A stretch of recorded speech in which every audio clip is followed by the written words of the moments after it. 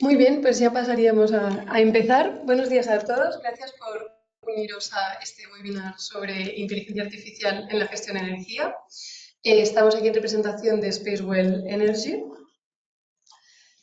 Y para que sepáis de qué vamos a hablar hoy, pues primero hablaremos un poco de la empresa Spacewell Energy, pasaremos a hablaros un poco en general de la inteligencia artificial y machine learning aplicado a eficiencia energética. No os preocupéis si no tenéis ningún conocimiento previo de esto, no hace falta haber estudiado para este webinar. Y después os enseñaremos un ejemplo práctico que hemos hecho aquí en Spacewell de una herramienta de predicción de energía. Y por último, os enseñaremos otras herramientas que también disponemos en la oferta de productos de la empresa. Y para no estar más tiempo del necesario aquí, presentaros los ponentes de hoy. Alfonso Mateos. Muy buenos días, director de producto aquí en Spacewell Energy. Bienvenidos. Yo soy Julia Pallascas, Product Manager aquí también en Spacewell Energy.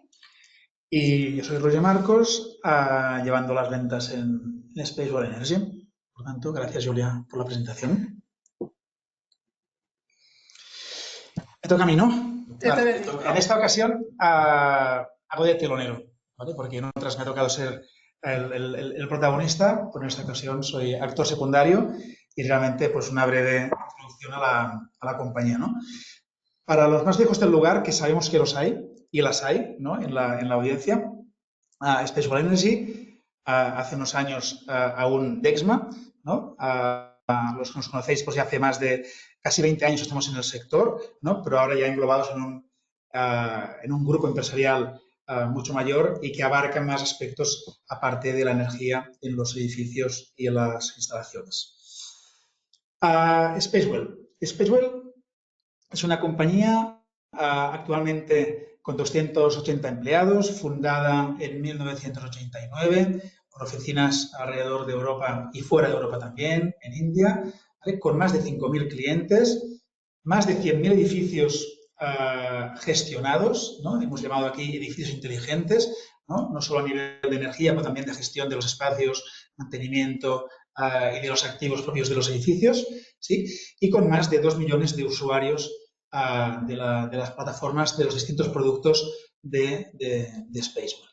Centrados, como veis en la transparencia también, en la parte de operación y gestión, ¿no? Operate and Manage, y con la idea de dar soporte pues, a los facility managers y usuarios de los edificios a tener una vida más fácil, más confortable, más amigable.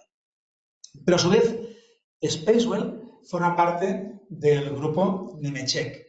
Nemetschek es un grupo alemán cotizado en la bolsa, es el segundo grupo, eso se conoce poco, a nivel de software en Alemania, por tanto es un grupo potente, formado por varias marcas que podéis ver aquí debajo en la plataforma, y también centrado en la transformación digital y a través de softwares inteligentes que dan soporte en la planificación, diseño, construcción, operación y gestión de los edificios. Los números los tenéis ahí, más de 800 millones de revenue en 2024. Por tanto, números importantes, da soporte a Spacewell Energy en el desarrollo pues, tanto del producto como toda la gestión y soporte a sus clientes. Y poco más de telonero, yo creo que es suficiente. Aquí los protagonistas, como decíamos antes, son Julia y Alfonso. Y para terminar mi pequeña intervención o mi breve intervención, comentar que sí, Spacewell, a pesar de que quizá no tiene tanto nombre como algunas de las compañías que aparecen en el cuadrado de la derecha, de Verdantix. Verdantix es una empresa que evalúa las soluciones de distintas tipologías o soluciones de software. En la evaluación que hizo en el 2023 nos puso como líderes, de hecho ya hace años que estamos en este cuadrante, ¿sí? Muy cerca de marcas como Honeywell, Johnson Controls, Siemens o Schneider Electric, que también están en la parte de líderes, ¿no? Por tanto, en lo que se refiere a Energy Management Software, estamos muy bien posicionados, con ganas de seguir escalando y con realmente ese producto que muchos de vosotros conocéis, que realmente da respuesta a muchas de las necesidades que tiene el sector. Ahora sí, sin más, Julia, Alfonso, el webinar es vuestro. Muchas gracias. Pues vamos a empezar por el principio de todo, que es preguntarse qué es la inteligencia artificial. La pregunta si le saca, ¿no? Espero que hayáis desayunado hoy. Nos gustaría que esta pregunta la reflexionarais un segundo en la audiencia y que pensarais qué entendéis vosotros por inteligencia artificial. Con Alfonso hemos hablado varias veces que lo acostumbramos a asociar un poco a ChatGPT, ¿no? Cierto.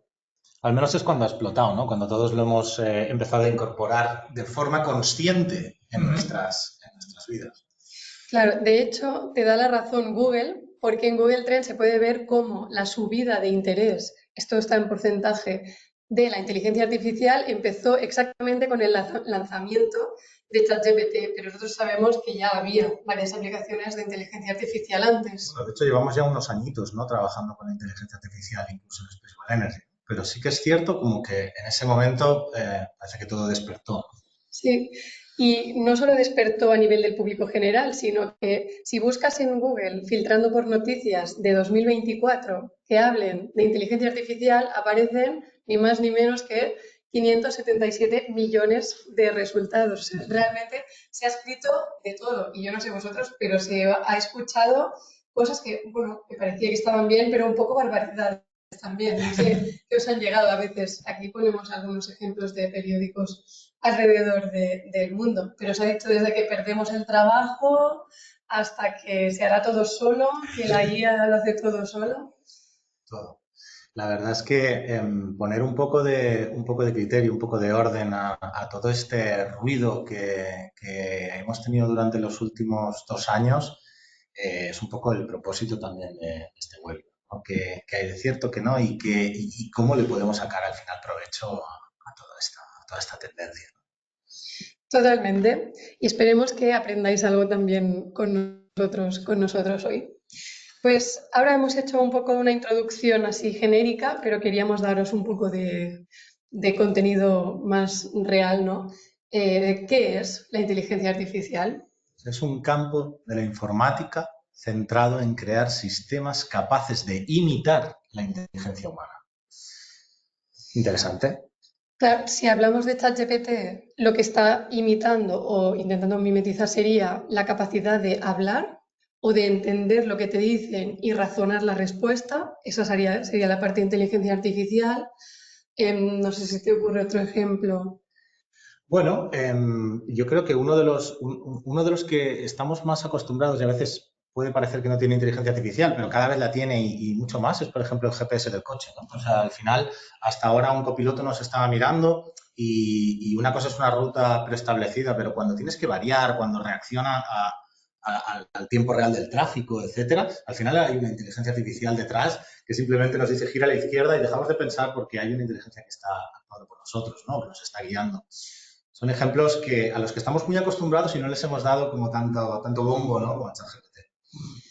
Exactamente. Y una rama muy importante de la inteligencia artificial es el machine learning, que no sé si habéis escuchado este término o no sé si antes os habéis planteado la diferencia, si hay alguna, entre los dos conceptos. Un subgrupo de la inteligencia artificial centrado en desarrollar algoritmos que puedan aprender de datos existentes y generalizar a datos desconocidos, regresiones y demás. O sea, esa es la diferencia entre estos dos conceptos, uno es desarrollar algoritmos y el otro imitar la inteligencia humana. Exactamente. Entonces, todo lo que sea machine learning será siempre inteligencia artificial, pero no toda la inteligencia artificial está basada en machine learning. Cuando hablamos de gestión energética, casi siempre se pueden usar los dos términos, porque casi siempre hay machine learning por detrás, pero en la realidad hay casos donde no hay machine learning. Y has mencionado regresiones, esto es muy interesante. Si tenemos ingenieros e ingenieras en la sala, seguro que alguna vez, bueno, 1000 veces habéis hecho regresiones lineales, la típica regresión. Pues os comunico que habéis hecho Machine Learning en vuestra vida. De hecho, sí. Machine Learning. La regresión lineal es la forma más sencilla de Machine Learning que existe en el mundo. Y casi todos la hemos hecho alguna vez, incluso en el colegio creo que se cubre. El ejemplo que hemos puesto de identificación de imágenes es lo típico que un algoritmo puede decir, esto es un gato, esto es un perro, esto es un oso. Eso sería un ejemplo de Machine Learning. Obviamente, desde la regresión lineal hay muchísimos modelos más complejos y algunos que son fáciles y otros que cuestan más de interpretar o de realizar. Entonces, el paso entre desarrollar un algoritmo interpretar o razonar sobre ello sería el salto ya hacia una inteligencia artificial. Totalmente, sí, sí. Todo lo que haría un humano, digamos, es lo que intenta representar a esta inteligencia artificial. Muy bien, y ahora que os hemos aclarado un poco a nivel de concepto qué es cada cosa, vamos a intentar dar un poco el contexto de lo que probablemente habéis escuchado o visto y lo que es en realidad trabajar con inteligencia artificial. Muy bien, lo que esperamos y lo que vemos en realidad. Para empezar, cuando escuchamos inteligencia artificial, machine learning, estamos imaginando modelos súper complejos a máxima velocidad, con capacidades gigantes, y un ejemplo de eso sería las redes neuronales. Se usan, pero no están en todo lo que es inteligencia artificial. Este lo he oído mucho últimamente. Sí, como la inteligencia artificial me va a hacer rico, como apoyarme en ella, ¿no? No sé si tú has visto también, en plan, crea tu negocio en 15 minutos con inteligencia artificial. Nos bombardean un poco con este tipo de cosas. Absolutamente. Robots increíbles que hacen lo inimaginable. Y esta imagen es de un centro de datos. Lo que queremos decir aquí es, nos imaginamos que hay millones y millones de datos disponibles preparados para usarse y para aplicar inteligencia artificial sobre ellos. Desgraciadamente para todos, Es así. no acostumbra a ser así. Y en realidad, si hay algún data scientist en la sala, lo va a entender que gran parte de su tiempo se dedica a limpiar datos que están desordenados en sitios separados o que son malos. Y luego, otra proporción de su trabajo es hacer modelos con esos datos, pero la primera es muy importante. Una cosa que me gusta siempre comparar el tema de las bases de datos que no están suficientemente ordenadas o que no tienen información precisa y ordenada, es como tratar de estudiar con un libro que está mal escrito, que tiene conceptos erróneos, ¿no? Si tú entrenas a una inteligencia artificial en base a unos datos que no son precisos o que no están correctamente tratados, al final aprenderá, pero aprenderá sobre conceptos erróneos y al final conclusiones que no serán las esperadas, ¿no? Totalmente. O sea, esta es la lucha principal de cualquier empresa que quiera aplicar inteligencia artificial. Luego, otra realidad que es graciosa es que muchas veces esperamos usar un modelo súper complicado, pero acabamos usando uno simple, tipo la propia regresión, porque nos conviene, nos va bien. Y por último, una realidad que a lo mejor algunos no acabáis de tener en vuestro día a día, que es la propia legislación. La legislación va lenta, entonces necesita un tiempo para adaptarse a las nuevas tecnologías. Tenemos más de un ejemplo en la realidad donde se limita un poco el tipo de modelo que se puede usar. De hecho, veremos un ejemplo más tarde de cómo los marcos normativos nos empujan a lo mejor a utilizar un modelo simple, como puede ser una regresión, en vez de profundizar en modelos que pudieran ser más precisos a través de inteligencia artificial. Y entenderemos también el por qué se actúa de esa forma, ¿no? Pero también aquí la legislación pues, tiene un papel importante. Y hemos ido hablando desde el principio un poco de modelos simples, La intención es explicaros un poco cuándo se debería usar uno y otro para que luego se pueda entender mejor los casos aplicados de gestión energética. Los modelos simples. Esto parecerá un poco obvio, pero a veces no lo es tanto cuando se empieza a complicar el problema. Los modelos simples son fáciles de entender y representar. De hecho, muchas veces se pueden representar con una ecuación. Eso hace que entiendas muy bien cuando cambia una variable, cómo afecta el resultado, por ejemplo, que se pueda pintar en un gráfico. Obviamente no necesitas un supercomputador para realizar un modelo simple y, por tanto, es muy adecuado cuando las relaciones entre lo que serían datos de entrada, inputs y el resultado es sencillo o hay pocos parámetros. No sé si te ocurre algún ejemplo de eficiencia energética donde podríamos usar un modelo simple. Bueno, aunque puede ser más o menos complicada la ecuación, esto podría fácilmente representar pues, el caso de los baselines en la medida de verificación, ¿no? Por ejemplo, y además luego comentaremos también el por qué no solo es suficiente, sino que se incentiva el que se utilicen modelos simples en las zonas. Perfecto. Otro ejemplo que se me ocurre es cuando intentas ver si una variable afecta a otra. Por ejemplo, si los grados día están realmente afectando al consumo de gas de tu edificio. Para ver esta relación no haría falta complicarse mucho la vida, sencillamente ver si se puede explicar la subida y bajada de los grados día con la subida y bajada del consumo de gas del edificio. Una pregunta, Julia, ¿más simple no es mejor?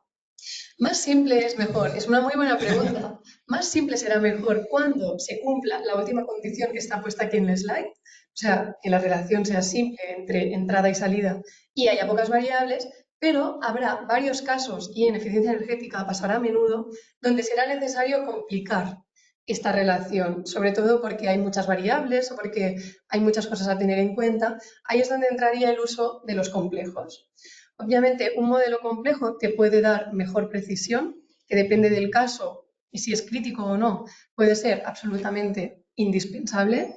Puedes poner más parámetros, como hemos complicado, y te permite explicar relaciones complejas que si intentaras explicar con los simples te quedarías corto y no sería suficiente para la aplicación. Les podemos dar algún ejemplo, a ver, de modelo complejo. Sería, por ejemplo, la detección de anomalías. Para poder detectar anomalías necesitas tener en cuenta muchos parámetros y necesitas, y un modelo simple haría que detectaras muchas más de las que tienes que detectar o que fallaras al cuantificar estas anomalías que estás detectando. Y eso es por la cantidad de información que hay que tener en cuenta para afirmar que eso no es una anomalía, ¿no? Exactamente, y porque si tú quieres saber si una anomalía es importante para ti, necesitas saber cuán grande es o cuánto impacta tu funcionamiento del edificio o tu negocio, y para eso hace falta precisión.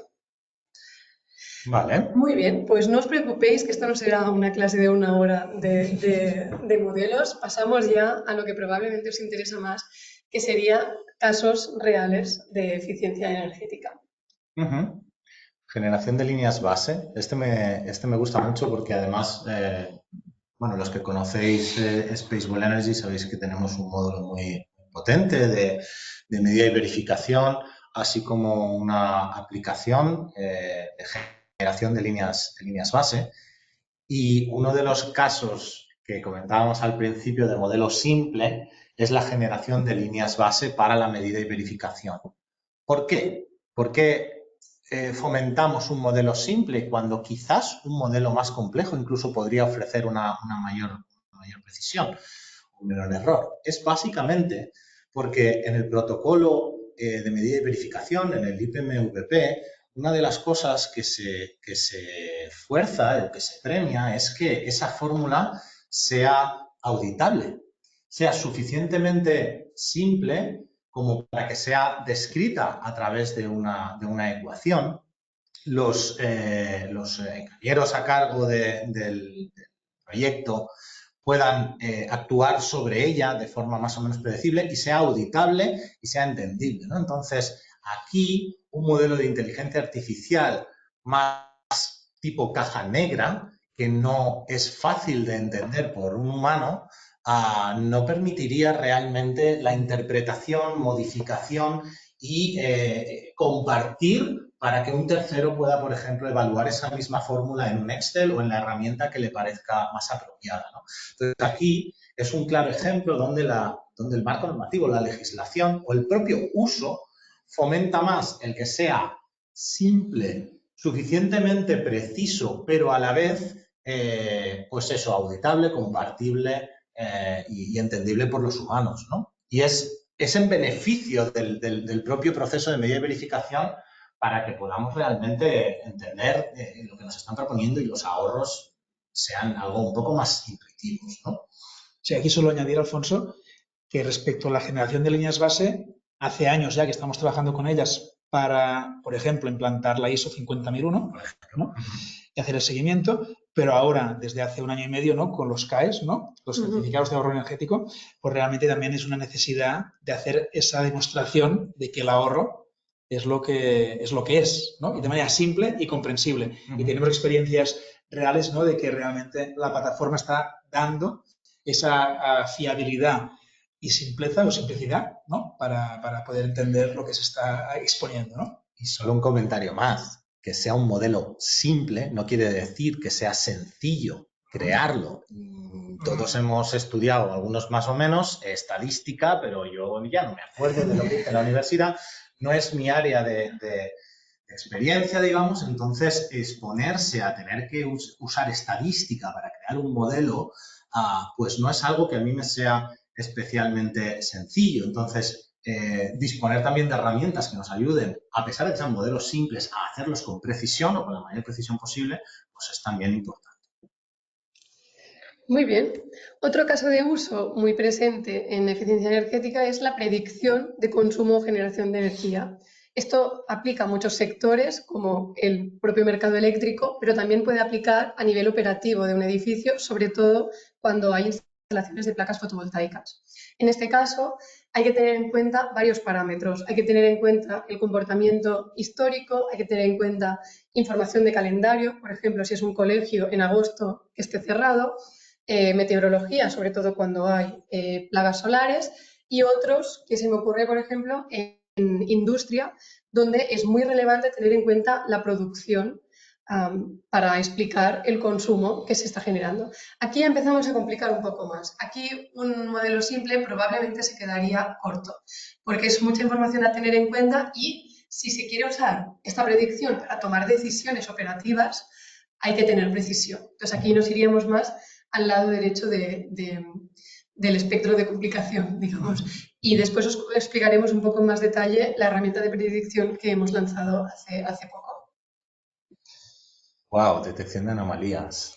Otro caso es la detección de anomalías. Antes lo hemos puesto de ejemplo ya como complejo. ¿Por qué es complejo? Pues porque identificar un consumo inesperado es mucho más complicado de lo que parece.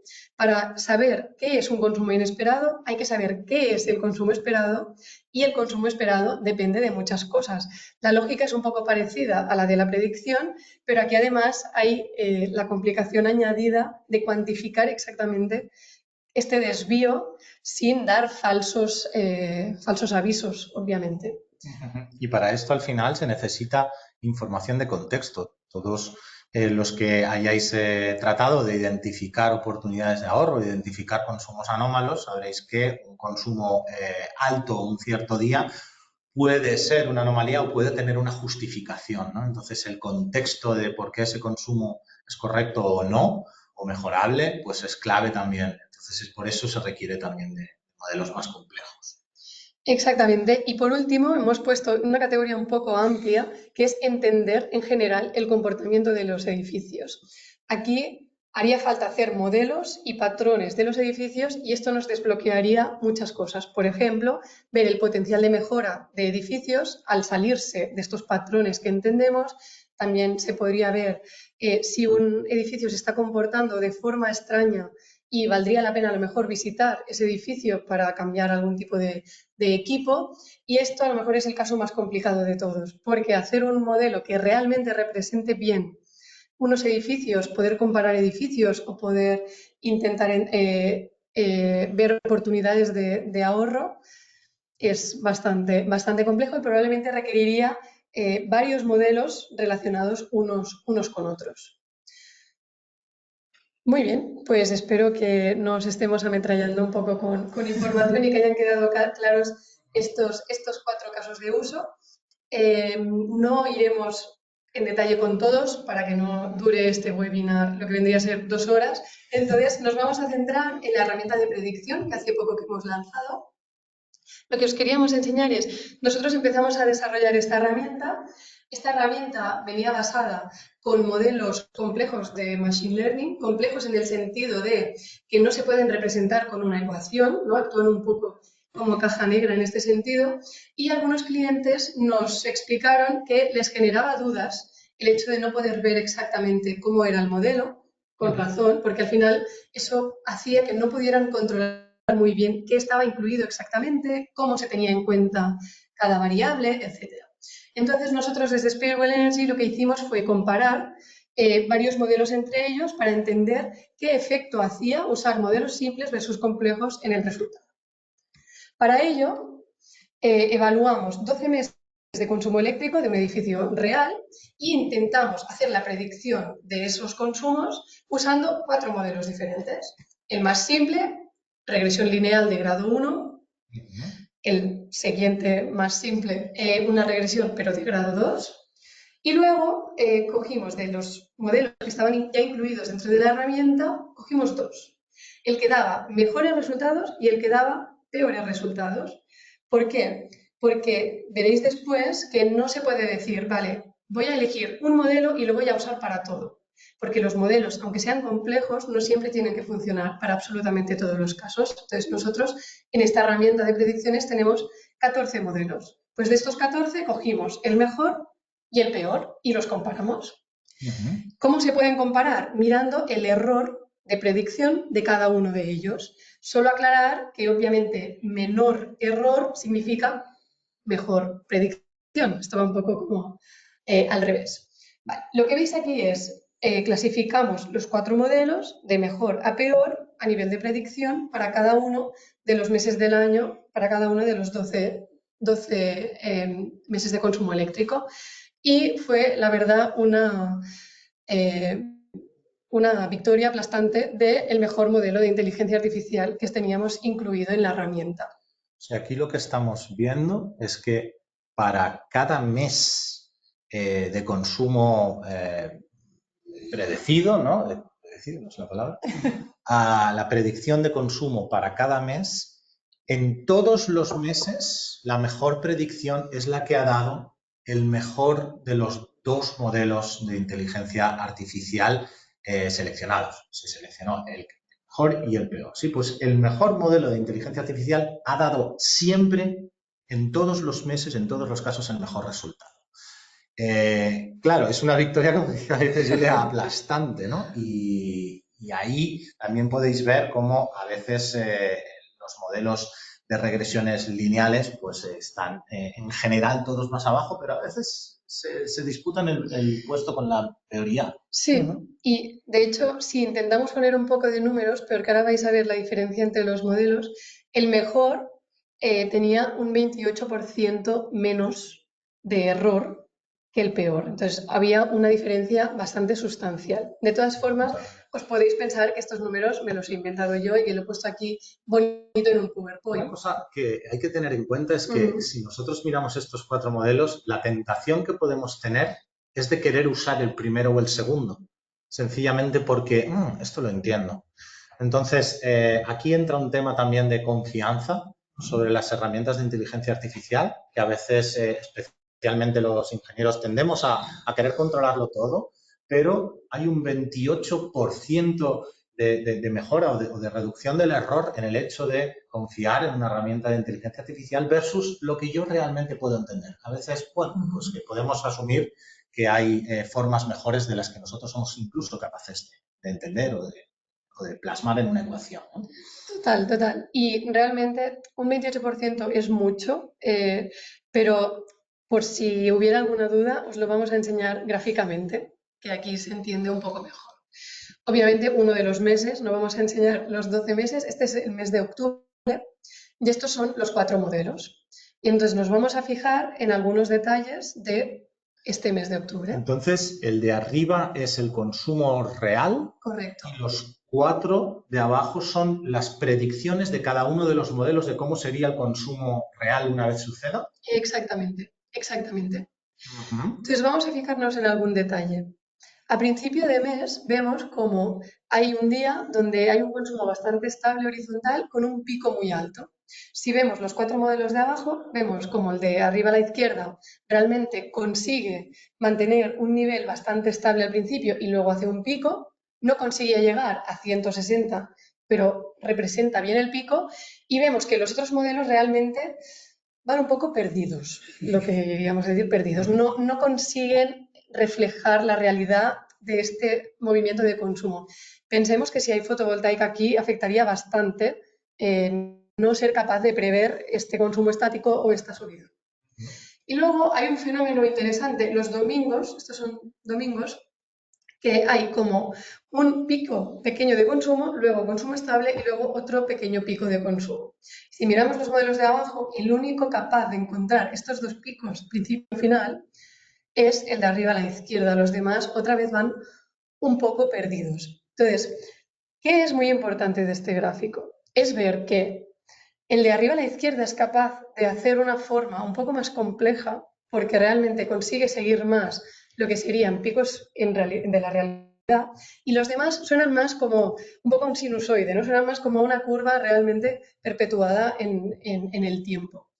En magnitud, si hiciéramos la media, veríamos este 28%, pero en la realidad, viendo hora a hora lo que se ajusta realmente, es bastante significativo. Entonces, es una pregunta que en verdad ya sabéis la respuesta, a ver si adivináis cuál es el modelo que era como el mejor de la herramienta.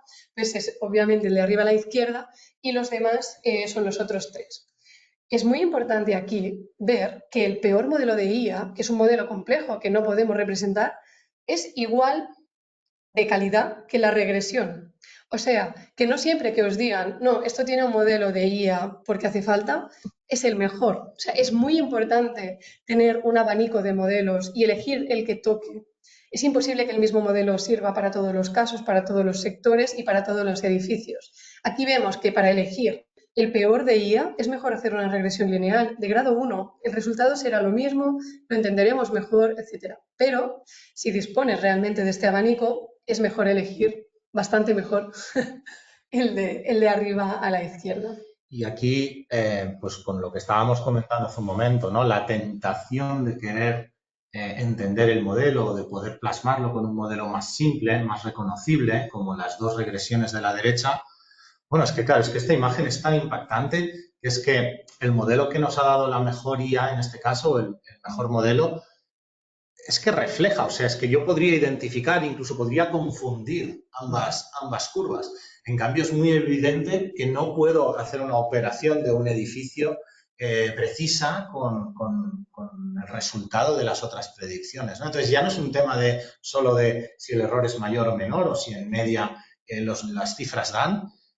Vamos, es que parece que realmente sea la misma curva, ¿no? Totalmente. Y entonces, ¿qué hicimos? Bueno, esto lo consideramos como una demostración de la necesidad de tener un abanico de modelos, también la necesidad de tener modelos complejos y cómo hemos construido esta funcionalidad nosotros de predicciones. Pues el usuario entra en la herramienta, crea una predicción, eso hace que se entrene el modelo de inteligencia artificial, tenemos 14, se elige el que da un error menor. Y luego cada día se usa ese modelo ya entrenado para dar los números reales de la predicción que luego se podrán ver en los gráficos.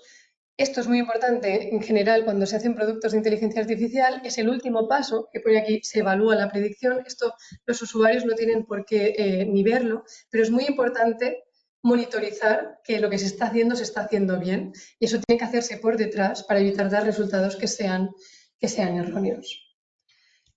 A nivel de visualización, los usuarios pueden poner el edificio para el cual quieren hacer la predicción y qué tipo de medidor quieren representar y pueden elegir qué parámetros puede usar el modelo para explicar este consumo o esta generación. Por ahora, veis en la pantalla datos meteorológicos y de calendario, en el futuro podrían aparecer más. Una vez están configuradas las predicciones, se pueden visualizar en cualquier pantalla, que los que ya sois partners conoceréis seguro el nombre, de Analytics, es un parámetro de forecast, entonces esto se puede visualizar en cualquier pantalla, dashboard, etc. Y muy importante, como los modelos que usamos son complejos, pero no queremos que penséis que nos lo estamos inventando, hemos hecho un apartado que hemos llamado de trazabilidad, donde os explicamos de cada una de las variables que vosotros habéis seleccionado, que son importantes para explicar vuestro consumo de predicción, os decimos cuán importantes han sido para generar el modelo. Pues en pantalla vemos que la variable que más se ha usado para esta predicción en concreto es qué semana es. Después, ¿qué hora del día es? Esto pasa mucho en oficinas. En oficinas casi siempre la hora del día determina mucho el consumo que hay y qué semana del año es también. Que a veces nos pensamos que hacen falta que si grados día, que si tal, y hemos visto nosotros que a veces con el calendario es incluso más importante. Y en base a dar transparencia, pues también ponemos mucha información del modelo que se ha usado y de las métricas estadísticas que vosotros mismos podríais buscar por internet si quisierais saber exactamente qué significa. Y para los que sois partners con nosotros, decir que esta funcionalidad está disponible para las licencias Advanced y Ultimate. Ya está en producción, está publicada, entonces cualquier duda, tenemos aquí representación de equipo de ventas y también equipo de soporte. Muy bien. Pues, Alfonso, ¿solo tenemos inteligencia artificial en predicciones o tenemos alguna cosa más? No, los que lleváis un tiempo con nosotros sabréis que tenemos varias herramientas haciendo uso de Machine Learning y la IA desde hace ya años, ¿no? Vamos a ver un poquito sobre alguna de ellas. Exactamente, pues solo nada, 2 minutitos y pasamos a las preguntas, pero que sepáis que disponemos de una herramienta que calcula las líneas bases, como han comentado antes Roger y Alfonso, compatible obviamente con el protocolo IPVP, pero... Y una cosa, el que sea simple no quiere decir que tengamos que entender absolutamente todo. Esto se basa en estadística, ¿eh? Hay fórmulas a veces que pueden parecer complejas una vez las creamos, pero cuando el ajuste es el adecuado, es mejor confiar en una fórmula aparentemente más compleja, porque al final todo esto se basa en machine learning y en estadística, es lo más importante. Confiar en las herramientas en este sentido. Totalmente. Luego, disponemos también de una herramienta que se llama Detect, que lo que hace es comparar portfolios enteros de edificio y proporcionar el ahorro potencial que podría tener cada uno de estos edificios en base a el consumo por metro cuadrado y, sobre todo, la actividad, el uso que se da de ese edificio. Me podría enrollar de Detect una hora, vamos a dejarlo aquí. Obviamente, para hacer productos de este tipo es muy importante tener en cuenta la calidad de los datos. Entonces, Detect tiene un módulo entero solo para asegurar que los edificios que se usan en esta comparativa realmente se pueden usar. Y para daros trazabilidad, además, a vosotros de la propia calidad de los datos con la que estáis nutriendo la plataforma, ¿no? Para que realmente podáis también identificar, ¿por qué no?, errores o faltas en la calidad que no esperabais, ¿no? Uh-huh. Y por último tenemos otra aplicación que se llama Optimize, que es nuestro motor de detección de anomalías. Busca consumos inesperados y los muestra en una lista. Esta herramienta también está en producción desde hace unos años y en los próximos meses añadiremos nuevas funcionalidades dentro de la propia funcionalidad. Vale la redundancia. La verdad es que poder detectar automáticamente aquellos puntos o aquellos consumos anómalos o no esperados, ¿no?, para realmente actuar sobre ellos, es el sueño de un gestor energético, ¿no? Totalmente, totalmente. Me encantaría. Muy bien, pues muchísimas gracias a todos los que habéis durado hasta este punto de la presentación y paso un momento la palabra a Roger. Gracias, Julia. Hago de telonero, no sé cómo es el que termina también, o sea, el maestro de ceremonias, ¿no? Pero bueno, ha sido Julia y yo, seguramente. Pero bueno, agradecer a todos y las presentes. Tenéis aquí el correo electrónico para cualquier duda o información adicional para aquellos que no nos conocéis o que no sois clientes aún nuestros. Me podéis contactar cuando queráis. Y no sé si queréis responder alguna de las preguntas que pueden haber aparecido durante la sesión. Teníais la posibilidad, ¿no?, de hacer algún comentario o alguna pregunta. Y, Julia, creo que hay alguna que quizás sería interesante de comentar. No sé, ¿tú misma? Sí. Viviana nos hace una pregunta muy buena, que nos pregunta que al momento de comparar los 4 modelos de la predicción, ¿con qué datos se alimentaron y qué tipo de cliente es el ejemplo? Es muy buena pregunta. Los datos que se usaron fueron meteorológicos, esto implica temperatura, grados día o cualquier derivado de la propia temperatura, presión... Punto de rocío, he visto. Sí, punto de rocío, si había lluvia o no, la nubosidad, perdón si no se llama exactamente así, la radiación solar y otros parámetros que tengan que ver con la radiación. Esto a nivel meteorológico, y luego se tuvo en cuenta todos los datos de calendario, que quiere decir la hora del día, el día de la semana del año, el mes del año y las vacaciones. Las vacaciones quiere decir los festivos públicos de cada sitio o si consideramos que había vacaciones en el propio edificio. Esto es con lo que se hizo y no se consideró ningún otro parámetro porque, que es la segunda pregunta que tiene Viviana, muy bien, era una oficina. Y con una oficina esto era suficiente para conseguir una buena precisión. Genial. No sé si quieres responder alguna pregunta adicional. Sí, vemos otra pregunta de Jorge que dice que ¿qué podría hacer que una predicción saliera mal, que hubiera malos resultados de una predicción? Y es una muy buena pregunta porque nuestros clientes muchas veces nos vienen y nos dicen, oye, me has vendido aquí que la IA, y me estás dando una predicción que no. Pues realmente cuando un resultado no sale como esperamos, hay que revisar varias cosas. La primera y la más importante de todas es los datos que se han usado para entrenar el modelo. A veces ha pasado, y en 2020 nos pasó a todos, que pasa algo que cambia la dinámica del comportamiento del edificio. ¿Qué pasa? Que si hay algún evento o algún problema que cambie el comportamiento del edificio y usamos datos de antes y de después para entrenar el modelo, obviamente después pues no sale bien los resultados porque ya se ha entrenado con algo que no es. Con eso estamos trabajando con los data scientists para intentar identificar periodos que sean raros o diferentes a todo el resto y excluirlos del modelo, pero automáticamente es un poco complicado. Esa sería la causa número 1 de problemas en la predicción. Datos de entrada que o han cambiado, o faltan muchos, o son incoherentes, o hay muchos problemas de medidores, de datos mandados por medidores que no se han resuelto. Esto acostumbraría a ser el problema principal. Es un ejemplo de lo que decías al principio de la mala calidad de los datos. Sí, sí, Disponibilidad de datos, por un lado, que pueden faltar muchos, pero luego también pueden ser erróneos, puede ser un medidor errático que está dando información pues no correcta. Totalmente.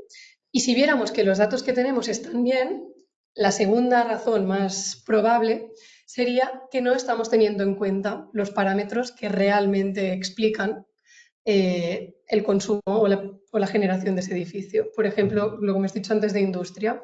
En industria, a lo mejor sin la producción, pues no podemos alcanzar una predicción correcta. Esto sería lo principal. La última causa podría ser que no haya un modelo dentro de estos 14 que explique bien el caso de uso. Pero la verdad que los casos de uso los hemos limitado un poco y en principio este último no tendría que pasar. Con las variables de entrada adecuadas, si tenemos aquello que explica el consumo, suele funcionar. Vale, tenemos varias preguntas, hacemos un par más, si os parece bien, para no alargarlo demasiado. ¿Vale? Y a partir de aquí pues ya iremos cerrando el webinar. Vale, hay una pregunta de José Antonio. ¿Qué aplicaciones prácticas ha tenido la predicción de consumo y producción? Pues nosotros hemos visto dos muy claras, una a corto plazo y una a largo plazo. A corto plazo es a nivel operativo, sobre todo cuando hay fotovoltaica, que es cuando una empresa de servicios energéticos incluye dentro de su oferta la gestión del edificio de una forma un poco dinámica o en edificios grandes. Entonces, saber lo que va a pasar sirve para estas personas encargadas de los edificios llamar y decir, oye, enciende esto antes o haz tal. O sea, es como para tomar acciones antes de que haya problemas. Nivel operativo del día a día puro y duro. O la propia gestión de la climatización es otro ejemplo que en algunos clientes aprovechan las predicciones al final para al final adelantarse, ¿no? En el encendido o en el apagado de ciertas instalaciones, ¿no? Sí, sobre todo depende mucho también de los equipos que hay, que dependiendo del caso necesitas prepararte con algún equipo en particular. Eso sería a corto plazo. A largo plazo, lo que hemos visto sobre todo es cuando alguien tiene que hacer como una predicción, yo qué sé, a un año y pasarlo a los superiores dentro de la propia empresa, de decir, vamos a consumir esto durante los próximos meses y nos va a costar tanto. a nivel burocrático un poco. La herramienta que hemos publicado nosotros ahora cubre el primer paso y dependiendo de lo que vayamos recibiendo como feedback o la necesidad que haya de este largo plazo, implementaremos después en una segunda fase este segundo caso. Genial, genial. Pues yo creo que tenemos más preguntas, pues os parece, las cogeremos, intentaremos responderlas todas por correo electrónico, tenemos vuestros datos, ¿eh? Y a partir de aquí pues enlazar ese contacto que seguro que es beneficioso para todos. Muy bien, y bueno, agradeceros otra vez que hayáis estado con nosotros hoy todo este rato. Espero que os haya servido de algo esta sesión y que la hayáis encontrado interesante. Seguro que sí. Muchísimas gracias por estar aquí con nosotros y nos vemos en el siguiente. Seguro. Gracias a Muy todos. bien. Todas. Gracias. Chao.